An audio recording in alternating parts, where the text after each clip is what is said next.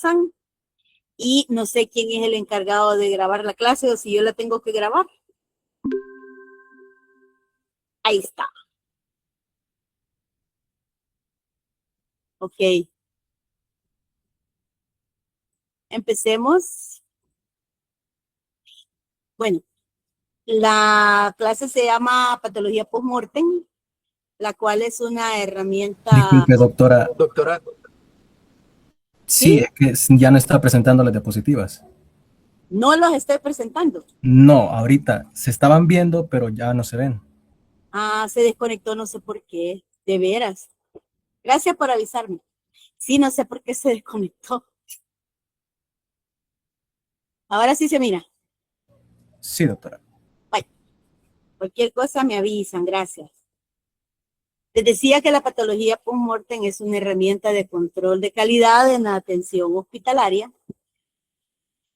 Y pues, dentro de los subtemas que vamos a tocar, me van a disculpar, pero voy a hablar un montón de la historia y de lo demás vamos a tocar algunos conceptos especiales y les voy a explicar cómo se trabaja en El Salvador lo que hacemos nosotros en el área de autopsias. Bueno, una publicación de 1543 en donde The Humani Corporis Fabrica muestra aquí los instrumentos que se usaban en ese entonces para el estudio de la anatomía y uno de los prosectores y autores que ayudaron a establecer el nombre de la patología, el médico Carl von Rokitansky, ¿verdad? Que con una gran especialidad y que forma parte de lo que es la escuela de Viena. En la sociedad antigua, los restos mortales y la medicina estaban relacionados con las actitudes sociales hacia los restos humanos. Se cree, porque se han visto en algunos dibujos antiguos, que las sociedades prehistóricas pudieron haber tenido rituales funerarios y que todas las sociedades conocidas tienen hasta el momento normas para el tratamiento de los difuntos. Hay sociedades en donde los pacientes no los velan, sino que inmediatamente fallecen, los queman, ¿verdad? Hacen una pira funeraria y los queman, o los entierran sin mayor explicación, ya que no creen en la resurrección, ¿verdad? Entonces, todo esto va a depender de la cultura y la religión de las personas. Desde principios han existido prohibiciones universales contra la profanación de los muertos. Pero entiéndese como profanación, por ejemplo, que abramos tumbas y que sin permiso se proceda a quitar joyas con las que los fallecidos hayan sido enterrados, la ropa, etcétera. O profanaciones de otro tipo más oscuras, que no las vamos a discutir aquí. Entonces, esas prohibiciones siempre han existido. No ha habido un estudio en donde se diga cómo era la anatomía interna en la antigüedad y los avances en anatomía normal y patológica ya tiene lugar en sociedades en donde ha habido una promoción y una financiación de las artes y las ciencias. Esto quiere decir que si el apoyo existe por los gobiernos, va a ser muy crucial este apoyo que consiste en dinero, ¿verdad? Y ya que nosotros no podemos suspender nadie las costumbres religiosas ni sociales sin el respaldo del gobierno, de los gobiernos. Antes de Grecia, la salud y la enfermedad dependían de fuerzas ajenas a la naturaleza, por lo cual la curación de enfermedades estaba íntimamente asociada con la religión. El examen clínico, la anatomía de superficie eran muy desarrollados porque solo miraban afuera, solo estudiaban lo que se podía ver. No existían microscopios, no habían estetoscopios, no había ninguna manera de poder cuantificar y diagnosticar. El conocimiento de la anatomía interna no era importante. Existía mucha descripción bíblica según la tradición hebrea. Si ustedes no lo saben, ¿verdad? hay una autora inglesa que se llama Taylor Caldwell, que escribió ya hace algunos años, ha escrito muchos libros, pero tiene 2 libros muy buenos, muy importantes. Uno se llama Médico de Cuerpos y Almas, y el otro, El León, ahorita no me acuerdo si es El León de Damasco, algo así se llama. Entonces, Médico de Cuerpos y Almas habla de Lucas, que es el único de los evangelistas que no conoció a Jesús, era médico. Y ella allí traza la historia, ya que Lucas conoció a María. Entonces Lucas es mariano, dentro de la tradición de los santos. Es un santo mariano, él conoció a la Virgen, admiró mucho a la Virgen María, y él no conoció a Jesús, sino que él escribió su evangelio a través de todo lo que él conoció de esa época posterior. E incluso como Lucas era médico, es muy interesante ese libro si lo pudieran leer. Y el otro, el León de Judá, creo que se llamaba. Este león es un libro sobre Pablo. O sea que son 2 libros fantásticos. Yo el segundo libro nunca lo he podido conseguir. Nunca lo tienen. Hay que pedirlo, y tal vez así voy a hacer, pedirlo en Amazon. Pero el Médico de Cuerpos y Almas lo leí, es muy bueno. Entonces, mucho de lo que habla esa autora describe trastornos hematológicos, leucemias, y Lucas se entrenó con egipcios. O sea que mucha de la tradición de la medicina también fue transmitida por la raza hebrea, y las mujeres eran entrenadas como enfermeras. Incluso hay una enfermera que se llamaba Damaris, que aparece creo que en el Nuevo Testamento.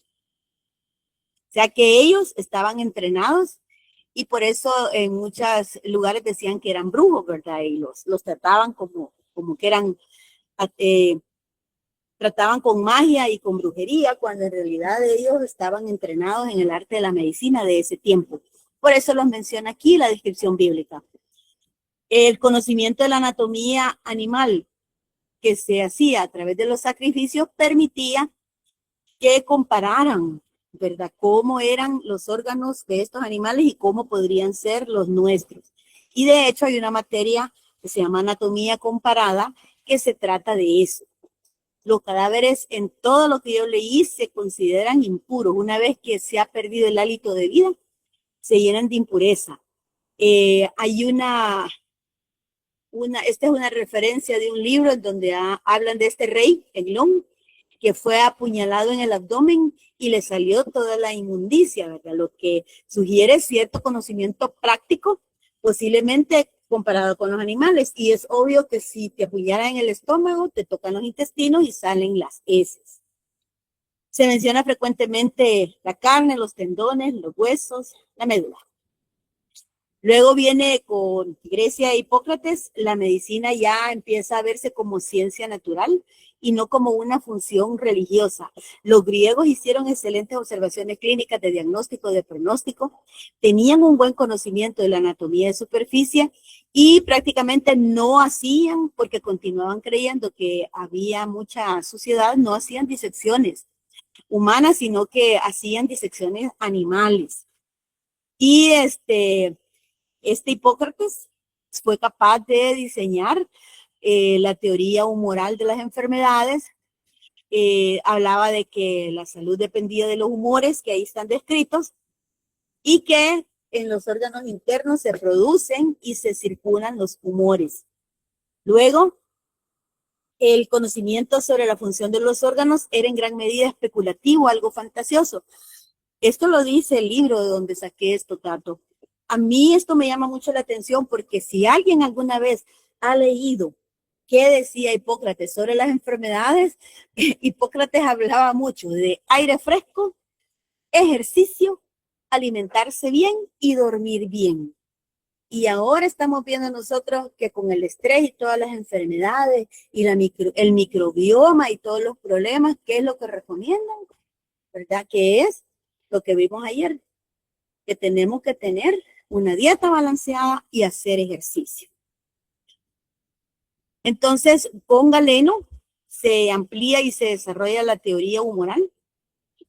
Siempre la anatomía está basada en disecciones, en este caso de cerdos y macacos. El cerdo es un animal muy parecido al humano y de hecho en el hospital a veces a mí me prestan la mesa de autopsias para hacer con permiso de todos los que tienen que hacerse estas actividades, cirugía laparoscópica en cerdos, ¿verdad? Hace tiempo las prestamos las salas de operaciones y se hizo la cirugía y luego los cerdos se sacrificaban y bueno, unos muchachos de lavandería y los pidieron para cocinarlos, ¿verdad? Porque los cerdos estaban bien. Entonces, porque en realidad la anatomía es muy parecida. Las obras médicas y anatómicas de Galeno lo consideraron durante más de 1000 años una autoridad y muchos médicos romanos y árabes estudiaron, desarrollaron y comentaron la obra de Galeno y la criticaron y nadie dijo nada durante todo ese tiempo. Luego en Alejandría, allí sí fue la única excepción a la prohibición de la disección humana. Este rey Ptolemaico fundó la biblioteca y el museo más grande del mundo, invita a eruditos y entonces permiten a los diferentes médicos que hagan disecciones, médicos como Heródoto y Erasistro, y pues solo duró una generación para pasar después a la Edad Media, en 1213, en donde aparecen disecciones de criminales ejecutados en la Facultad de Medicina de Salerno. Hoy esto no se podría hacer con los comités de ética, ¿verdad? Esto no es correcto. Los estudiantes de toda Europa llegaban a estudiar ahí y se extiende el estudio de la anatomía a otras escuelas, como Italia, Padua, Bolonia, Francia y Montpellier. La anatomía observada ya en esas disecciones contradecía lo que Galeno había descrito y entonces ya se empezaron las primeras autopsias. Se aprovechaban los fallecimientos durante las pandemias. Habían, por ejemplo, autopsias en donde a menudo había sospecha de envenenamiento del paciente, entonces aprovechaban para hacer autopsias, investigaciones para procesos de canonización, porque si el paciente moría, tenían que demostrar si de veras había habido o no un milagro involucrado. Y se ideó el papel del juez forense, el cual fue instituido en Inglaterra en el siglo XII, porque custodiaba las causas de la corona, por eso le llaman coroner en lo gringo, ¿verdad? Esta función también está en cada carta magna de las instituciones, de los gobiernos, y pues allí les decían a las personas que si había un fallecido en circunstancias sospechosas, tenían que dar el hue and cry o grito de alarma para notificar al forense, al coroner. En la etapa ilustrativa de las autopsias, Andrea Vesalio, que era profesor de anatomía en Padua y escribió el The Humanis Corpori Fabrica, que fue el primer libro de anatomía humana basado en la observación. Ahí cuestionaron los errores de la anatomía galénica, mejoraron el conocimiento de la anatomía normal y apareció también aportó la medicina humoral que en ese entonces ellos estaban discutiendo respecto a lo que había dicho Galeno. Las autopsias ya eran más frecuentes, se hacen autopsias a monarcas, aumenta el conocimiento de la anatomía, aparecen colecciones de autopsias, vean esta que hizo 20 y que hizo 3000. Este autor fue muy prolífico, ¿verdad? Y, por ejemplo, de Sedibus, hizo toda una práctica basada en autopsias con 646 casos. Lo organizó por sistema de órganos, así como patología de sistemas. Y él dio origen a la correlación clínico-patológica. Este Se cree que fue el primer texto de patología que se escribió, aunque la correlación clínico-patológica Hipócrates trató de fundamentarla, pero sin el componente de 1800 años después, ¿verdad? O sea que en este caso la correlación clínico-patológica es muy importante. Ya les voy a explicar en qué consiste. La Escuela de París, después de la Revolución Francesa, reestructuró todo el sistema médico francés. Se establecieron hospitales grandes y entonces concentraron a pacientes en pocos lugares. Autorizaron a los médicos a realizar autopsias a todos los pacientes de caridad que fallecían en el hospital y se presentaban y se hacían conferencias con correlación clínica. Y entonces muchos extranjeros de Estados Unidos, de toda Europa, estudiaban en las escuelas de medicina de París. Luego en Viena se da otro auge de las autopsias. Rokitansky estudia como 30,000 casos, supervisa 60,000. Imagínense este número de autopsias, exagerado. Y se da el diagnóstico patológico macroscópico. Virchow introduce la microscopía y la patología celular. Y siempre, pues, mucha gente estudiaba en Estados Unidos y en Europa. En Estados Unidos, desde 1910, Richard Cabot promovió la enseñanza basada en casos mediante la revisión de autopsias. Los registros se hacen en el Hospital General de Massachusetts y se publican en el New England Journal of Medicine desde esa época. Ustedes pueden encontrar artículos preciosos allí respecto a enfermedades descritas y hacían un artículo semanal, ¿verdad? Y eran, bueno, casi todo con autopsias. Luego, en 1910 pasa una cosa bien importante y es que este autor Flexner hizo una evaluación del sistema de educación médica estadounidense y hizo una crítica horrible a las facultades de medicina, cerró la mitad de las escuelas existentes y las escuelas restantes adoptaron el modelo europeo. El enfoque científico de la medicina con la autopsia y con la conferencia clínico-patológica fueron el elemento central y esperaban que los clínicos académicos y sus equipos era obligación que asistieran a las revisiones de autopsia. Fíjense que cuando yo me formé como patólogo pediatra, hice un año en el Instituto Nacional de Pediatría en México y allá también hice el examen que hacen todos los médicos residentes que se gradúan de patólogos. Hace un examen que se llama el Consejo Mexicano de Anatomopatólogos, que gracias a Dios lo pasamos, la evaluación, porque si no mi profesor no me podía evaluar. Y era bien desafiante. Yo ya hacía autopsia en el hospital, pero uno de mis metas era ir a aprender a hacer autopsia a México. Esa era una de mis metas. Yo aquí ya las hacía porque yo cuando me fui a la beca ya era aquí especialista, ya era jefe de departamento. Y me fui a hacer ese año y créanme, aprendí un montón. Pero lo que sí, uno entra y entran los cirujanos con uno, ¿verdad? Entran los oncólogos con uno y que quieren ver y de qué se murió el paciente y que el patólogo paso a paso les vaya explicando. Yo eso aquí en el país no lo vi mucho, aunque sí en el hospital, muchos que todavía son profesores de la escuela y otros que ya se retiraron, eran gente muy acuciosa que llegaba a ver también sus casos. Entonces, la tasa de autopsia hospitalaria es una medida del compromiso con la atención de calidad y en 1950 más o menos era el 50%, aunque habían hospitales en Estados Unidos que tenían tasas más altas, pero en general era el 50%. El declive vino, fíjense que hoy en El Salvador no se hacen casi autopsias médicas.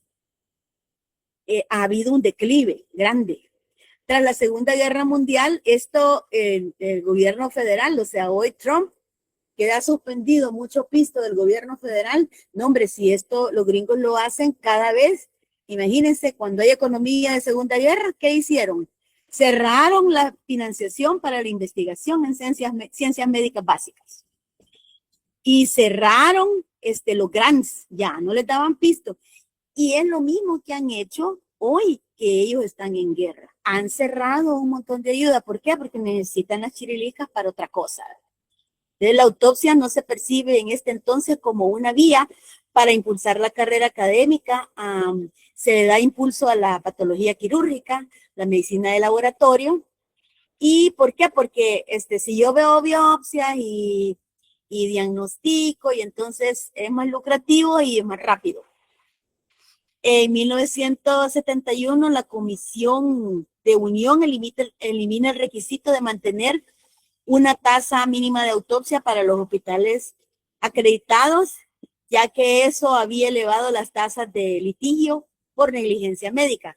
Entonces, ¿por qué eliminaron eso? Pues sí, porque existía por parte de los clínicos una preocupación de que los hallazgos de la autopsia derivaban en demandas de mala praxis. Además, a la par, empieza a mejorar las imágenes. Se pueden ya detectar cambios anatómicos sin necesidad de autopsia. En el 74 el primer escáner, en el 80 el primer MRI. Luego, en el 86, el gobierno federal elimina el reembolso directo por autopsias. Estaba considerado en el presupuesto administrativo y era un reembolso que más o menos una autopsia les reembolsaban, era un incentivo que le daban a las instituciones y les empezaron a dar el incentivo si hacían menos autopsias. O sea que las tasas se vinieron para abajo. Se propusieron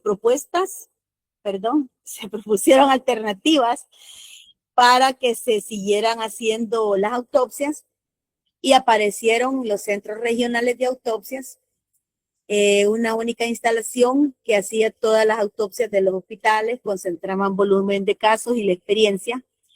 Ya se empezaron a fundar programas, más que todo en hospitales universitarios. ¿Por qué? Porque pues sí, el reembolso, no le daban el dinero, ¿verdad?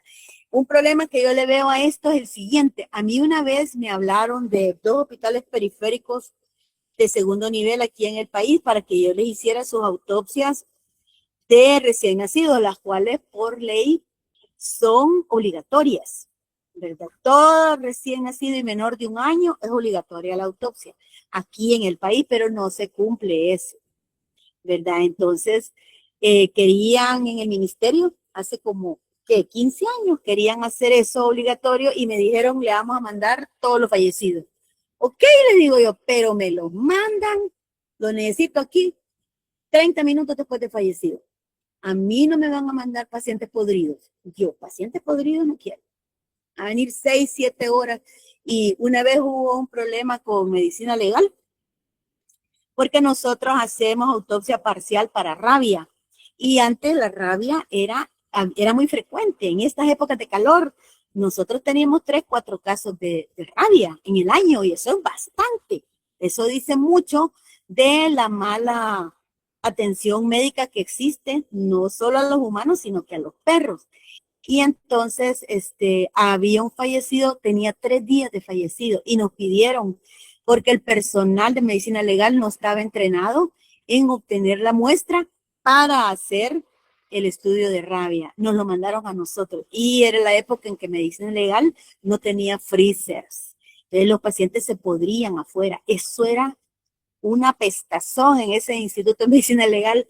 Pobrecita la gente que ahí trabajaba, lleno de moscas, los cadáveres en el suelo, porque no habían desarrollado esa parte de tener los freezers de cadáveres. Entonces, el pobre técnico que me hizo la extracción de ese cerebro sufrió porque el paciente estaba podrido.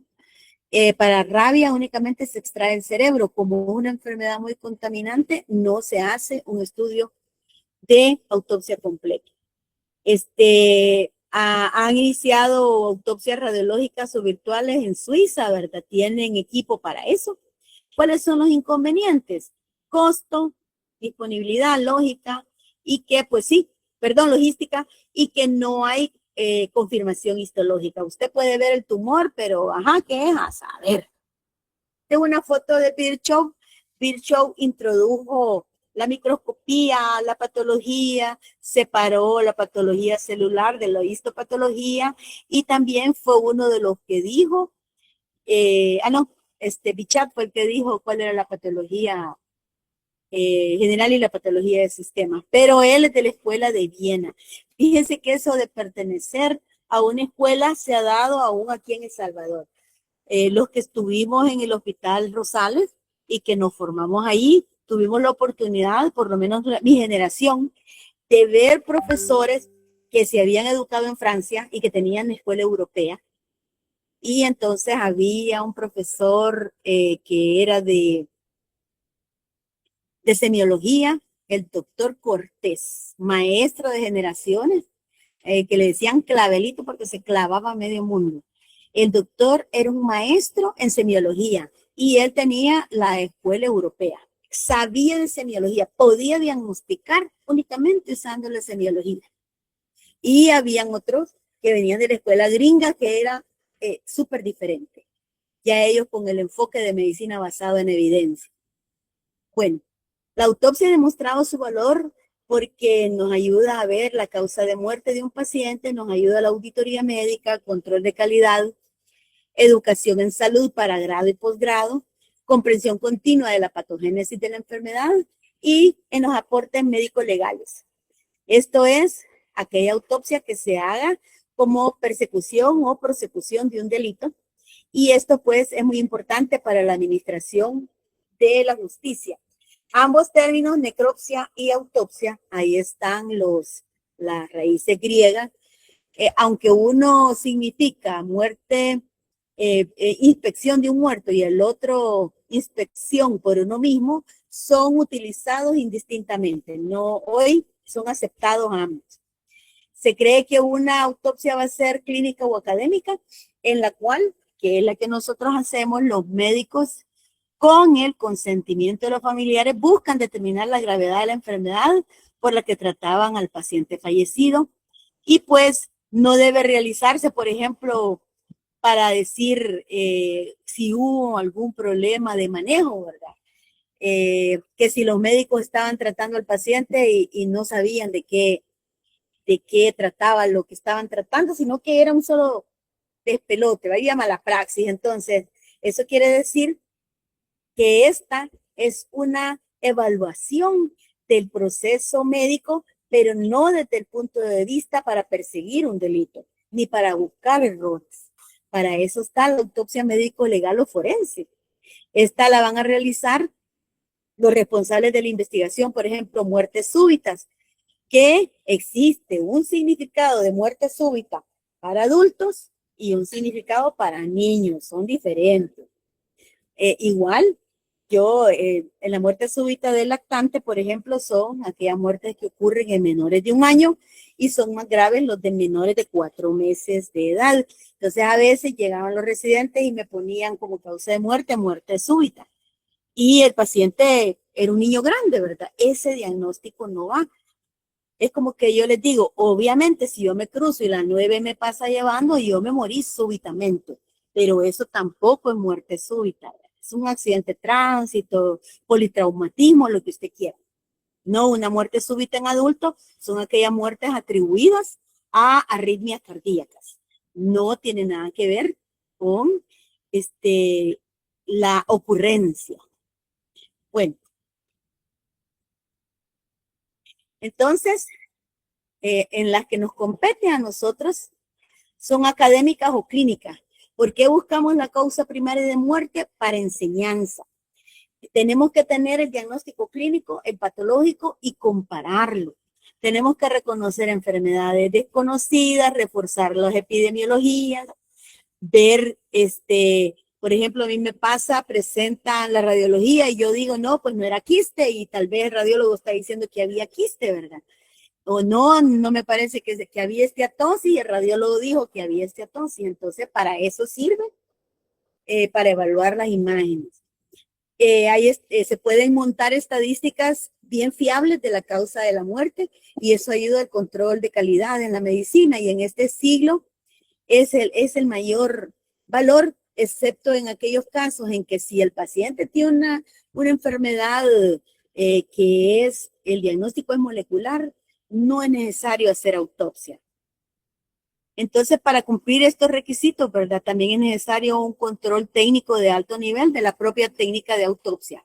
Y los médicos legales, pues sí, hacen la identificación positiva de cadáver, evalúan aspectos de medición, de estado nutricional, ellos determinan la causa de la muerte, ellos te dicen si este niño respiró al nacer o no respiró al nacer, tienen las técnicas para hacer determinar eso, el mecanismo de la muerte, las anomalías, malformaciones, ven cómo están las lesiones, obtener muestras, pueden retener los órganos y tejidos como prueba, toman fotografías, videos con fines docentes. Esto lo hacemos también nosotros en autopsia médica. También elaboramos un informe y ofrecemos una interpretación experta de dicho hallazgo. Y luego se tiene que entregar el cuerpo en las mejores condiciones estéticas posibles a los familiares. Yo he tenido oportunidad de ir a los juzgados a dar una opinión experta sobre autopsias y hemos encontrado errores en la autopsia médico-legal y nos ha tocado decir, y lo peor que el fiscal cuando te presenta te dice, ustedes, médico forense, no soy patólogo. Ajá, ¿y cuál es la diferencia? Y le empiezo a explicar al jurado, porque es al quien uno se dirige, y al juez, que el patólogo hace tal cosa y el forense hace tal cosa. Pero la diferencia es que la autopsia forense es para determinar si existió o no existió un delito. Y ya con eso, y usted tiene experiencia en autopsia, y yo tengo experiencia en autopsia, porque tengo años de hacerlas y pues tenemos también ya varios años de que han disminuido. ¿Por qué han dejado de pedir autopsia a los médicos? Un tipo diferente de autopsia cambiará esto. Esto es porque en realidad la autopsia tradicional es invasiva. Y muchas veces llegan los papás y, mire, yo quiero autopsia. Y tú les decís, vaya, le voy a abrir, le voy a hacer una incisión bitemporal. Voy a apartar la piel y el cuero cabelludo. Luego voy a pasar con la sierra de cráneo. Voy a cortar y voy a sacar el cerebro y voy a sacar médula espinal. Luego voy a hacer una incisión. La incisión en niños no es una Y de Rux como se hace en los adultos. Imagínense, en los adultos se hace Y de Rux y en las mujeres tiene que ser disección mamaria también. Eso es difícil, ¿verdad? Es mucho trabajo. No, en los niños se hace una disección del mentón hasta la sínfisis del pubis y luego se extrae el bloque de vísceras, ¿verdad? Que están pegadas en el espacio paravertebral. Y también hay que sacar cuerpos vertebrales. Si el paciente tiene patología de hipófisis, hay que con la sierra sacar la silla turca. Después de que sacaste el cerebro, sacas la silla turca, haces 4 incisiones especiales y te trae el bloquecito de tiroides, de hipófisis. Y así sucesivamente. Entonces, por eso es que muchas veces yo le explico a los padres o los técnicos le explican a los padres y le dicen, no, mire, yo no quiero que a mi hijo le hagan eso, tiene razón, ¿verdad? Y esto tiene que ser hecho con consentimiento. La autopsia tradicional es informativa y todavía pues, por lo menos a nuestros países que no tenemos tanto acceso a cosas caras, pues sería una posibilidad continuar haciendo estos estudios. Pero ¿qué es lo que ocurre? Pues la legislación nuestra es antigua. A nosotros nos ve el Código de Salud y pues ya el Código de Salud, lo que dice allí ya no se adapta. Los patólogos hemos luchado para que hagan cambios al código, algunos, no todos, pero ha sido en vano, ¿verdad? No hay interés en mejorar eso. Así como no hay interés en mejorar muchas cosas. Sí, como han mejorado las condiciones de las imágenes radiológicas ante muerte, pues entonces sí se van sin autopsia los pacientes. Países de Ecuador, Venezuela, Brasil, México, el estudio de autopsia ha disminuido hasta en un 50%. Más sin embargo, en el hospital donde yo me entrené, que hacían más o menos 100 autopsias pediátricas al año cuando yo fui, hoy hacen 20. Yo hoy sí tengo como 2 años que no he hecho ni una.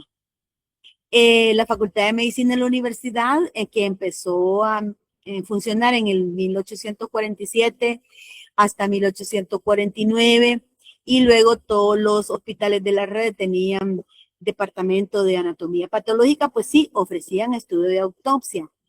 Pero, ¿cuáles eran los hospitales de en ese entonces, verdad? Era el Rosales, el Bloom y Maternidad, y estaba Santa Ana y San Miguel.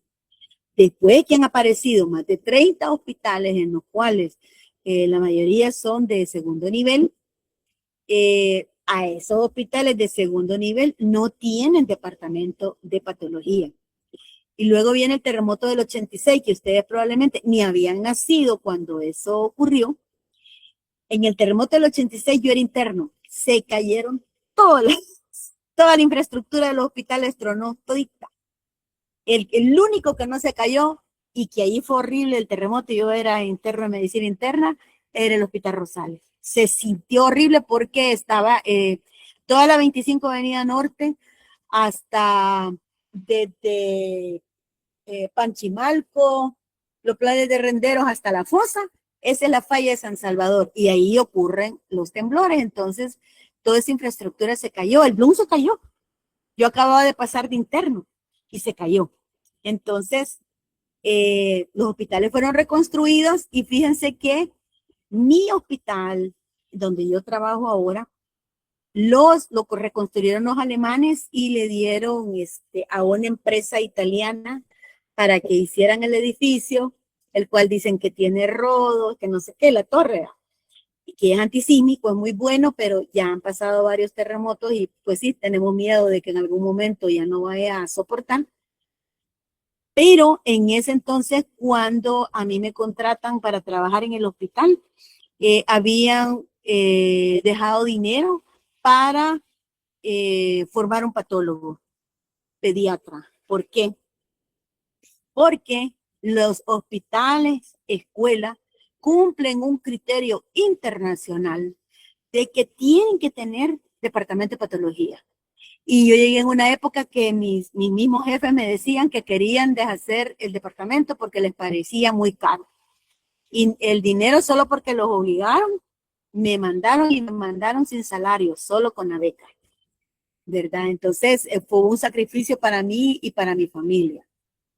¿Por qué ha decaído la autopsia? Bueno, actitudes, ¿verdad? El clínico me van a demandar, el patólogo, mucho trabajo. Entonces hay gente que yo solo trabajo 4 horas, yo solo trabajo 8 horas, yo no quiero hacer autopsia, ¿verdad? Familiares, administrativas, cuestiones políticas, el tiempo y la disposición y la responsabilidad del patólogo, el miedo del clínico. De repente salen de que ellos decían que era un diagnóstico y la evidencia anatomopatológica es terrible, ¿ves? Me cambiaron, a mí ya me pasaba que me decían, me cambiaron el paciente. Ustedes se han equivocado, ¿verdad? Porque los clínicos no se equivocan. Un estudio de autopsia es costoso, es muy costoso. Ustedes acaban de pasar los trastornos hemodinámicos. Cuando fue una de las epidemias de dengue, nosotros hicimos, creo que 20 autopsias, si mal no recuerdo. Yo tengo un trabajo que se ha publicado, ¿por qué mueren los niños de dengue? Este es uno de los pacientes, en donde vean las hemorragias.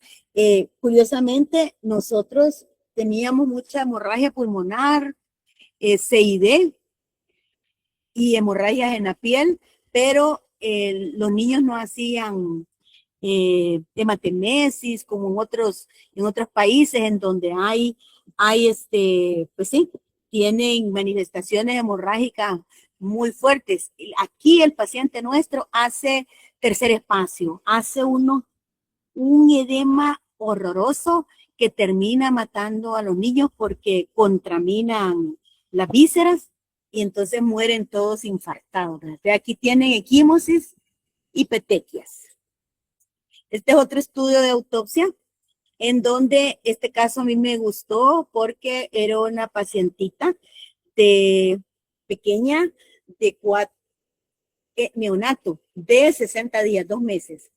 Entonces, fíjense, el paciente está en decúbito dorsal, este es el bloque de vísceras, aquí arriba está la lengua, no se mira, aquí está la tráquea, la tiroides, y vean ustedes los pulmones, están al fresco, y vean las lesiones bronconeumónicas, estas lesiones blanquecinas que se ven aquí, el corazoncito, y tenía una gran hepatoesplenomegalia con una hemorragia torácica.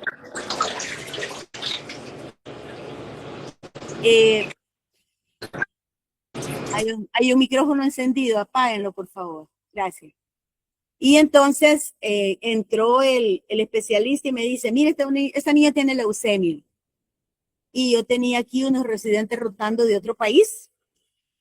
Y leucemia, le dije yo, ajá, qué raro, dije, una leucemia sin ganglios. Sí tiene hepatoesplenomegalia, puede ser una leucemia congénita, que he tenido casos de leucemias congénitas, pero no sé qué me dio y le dije al residente, dame la médula ósea. Esta es la médula ósea. Este es un paciente normal de la misma edad. Vean ustedes los cuerpos vertebrales y miren, es rojo. Esto es rojo aquí en los niños muy pequeños hasta el año de edad pueden tener el 100% de células hematopoyéticas.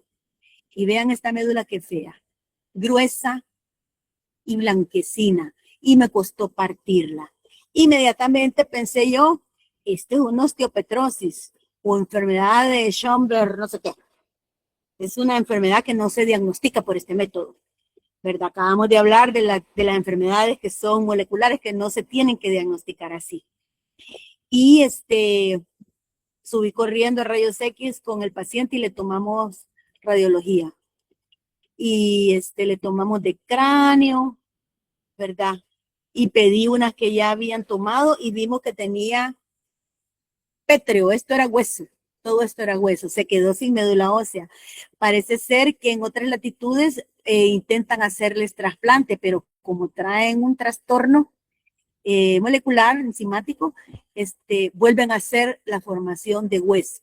Ahí se quedan sin células hematopoyéticas, como que fuera una plasia medular. Luego tuvimos este caso de este paciente de 4 meses que ingresó por choque séptico, sepsis y gastroenteritis.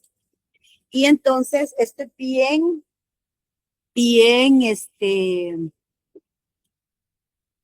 me acuerdo yo muy bien de este padre de familia, medía como 1,90, era tamaño hombre. Y entonces me estaba esperando, el técnico me dijo, doctora, hay un padre de familia que la está esperando porque quiere que le hagan una autopsia. Y lo que ocurría era que ellos tenían 2 niños, un niñito de 4 años desnutridazo, que andaba, por cierto, con la mamá, y mientras yo hablaba con el papá, la mandé a la madre a pasar consulta, porque creo que el niño tenía su neumonillita. Y el señor me explicó de que la niña dormía con ellos y que él cree que ellos la habían asfixiado, ¿verdad? Entonces, yo le dije, pero mire, si ustedes creen que la asfixiaron, esto es un caso para medicina legal, ¿verdad? No, me dijo, pero cuando yo busqué en lo que decía el expediente, los diagnósticos de muerte eran estos. Entonces, como no había un diagnóstico de presunción, me autorizó que le hiciera la autopsia. No había mayores cambios, no había evidencia de aspiración de alimentos, era una niña descuidada con desnutrición severa, los papás no me dieron historial de vacunación ni de control de niño sano, y cuando yo ya tenía la sospecha diagnóstica, lo volví a entrevistar. Y me decían, no, si la niña ya se daba vuelta, porque los niños a los 4 meses, los niños sanos, en el control de niños sanos, ya paran la cabecita y se dan vuelta. Ahí es cuando uno de mamá tiene que tener cuidado porque se dan vuelta y se caen.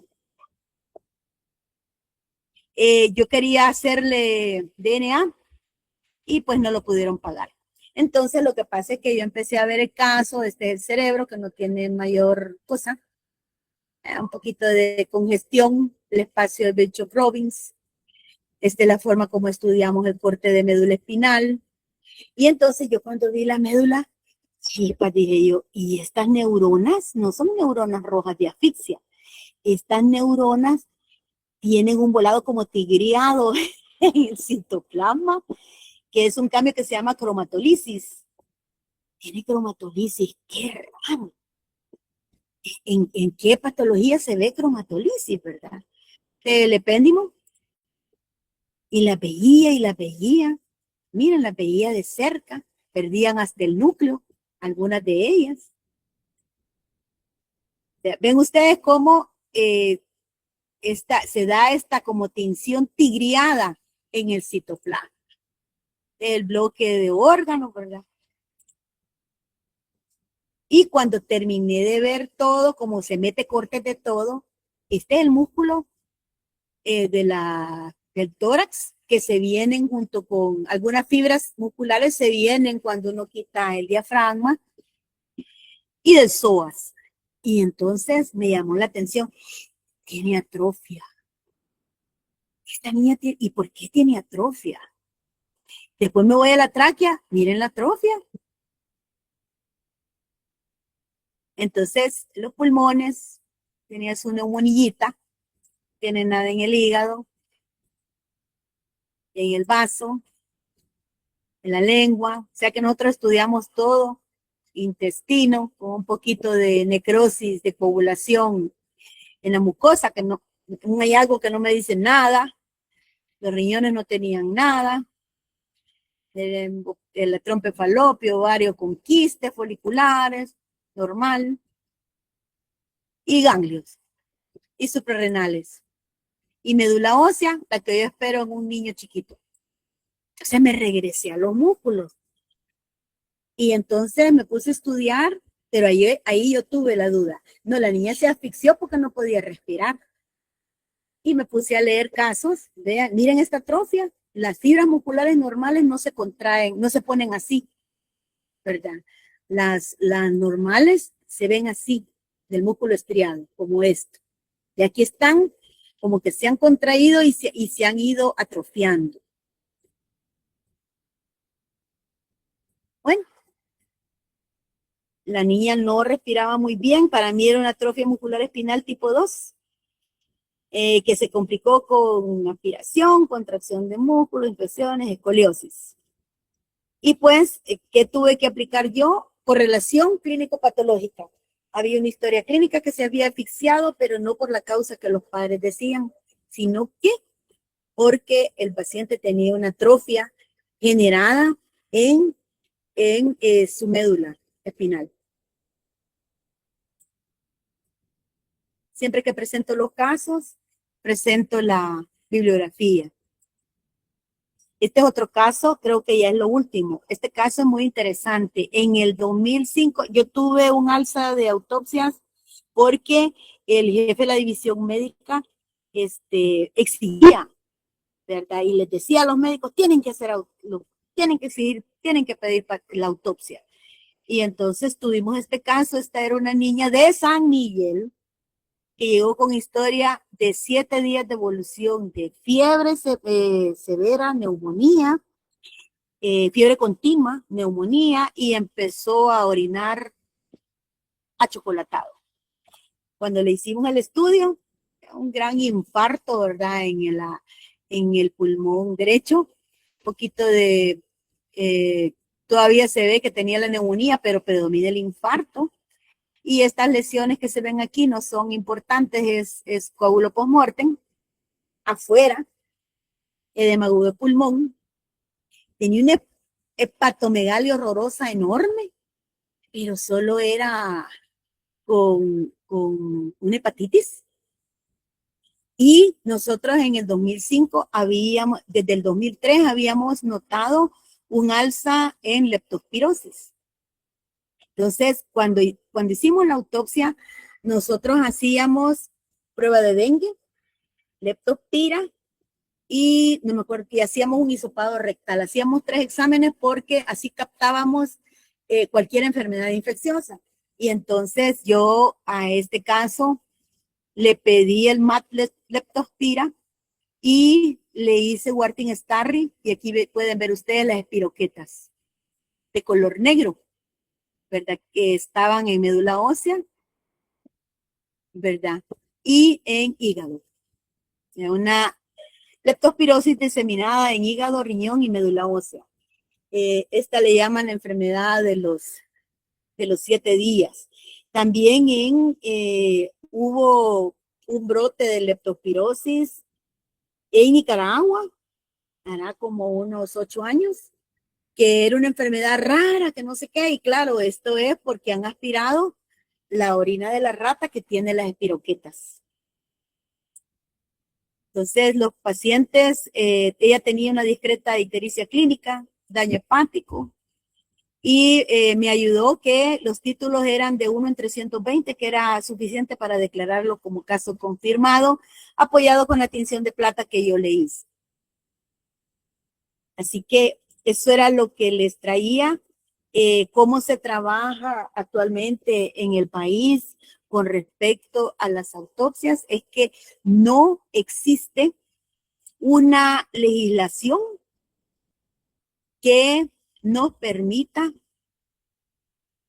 hacer las autopsias de una manera más ordenada. Hace como, antes de que entrara este gobierno, no, ya había entrado este gobierno, perdón, antes de que entrara este gobierno, el Hospital Rosales renovó toda su área de autopsias y publicó el jefe de departamento que iban a empezar a hacer autopsias y dijo en el periódico y a la radio y a la televisión que las autopsias eran para ver si habían errores en los diagnósticos médicos. Al día siguiente, un ingeniero que se dedica a demandar médicos, Dios quiera que ustedes nunca lo vayan a conocer, lo demandó porque él estaba hablando de autopsia médico-legal. Y entonces jamás una autopsia se va a hacer para ver si usted está trabajando mal o trabajando bien.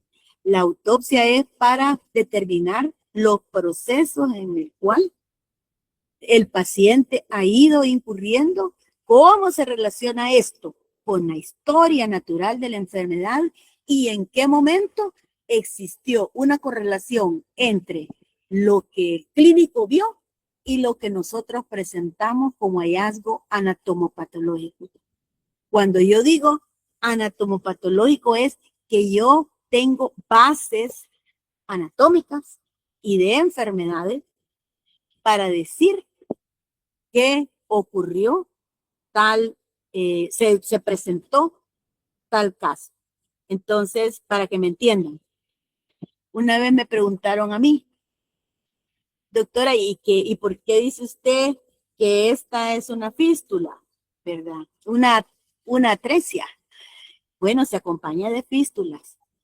Las atresias se acompañan de fístulas. Es el cambio anatomopatológico que yo tengo que esperar, porque si un órgano está cerrado, el líquido, así, ¿cómo se llama? El líquido que el neonato, perdón, que el feto ingiere amniótico para formar sus vísceras, busca por dónde salir y por eso forma fístulas. Entonces, el hallazgo en insuficiencia cardíaca congestiva, por ejemplo, insuficiencia cardíaca congestiva es un síndrome clínico. Yo voy a decir si es derecha, si tengo afectados tales y tales órganos, si es izquierda, si tiene afectados tales y tales órganos, y si es global, si hay una mezcla de ambos. O sea que yo doy al aporte la base anatómica y patológica para que el diagnóstico clínico funcione. No sé si me han comprendido, yo les agradezco. Es viernes, descansen. Feliz tarde.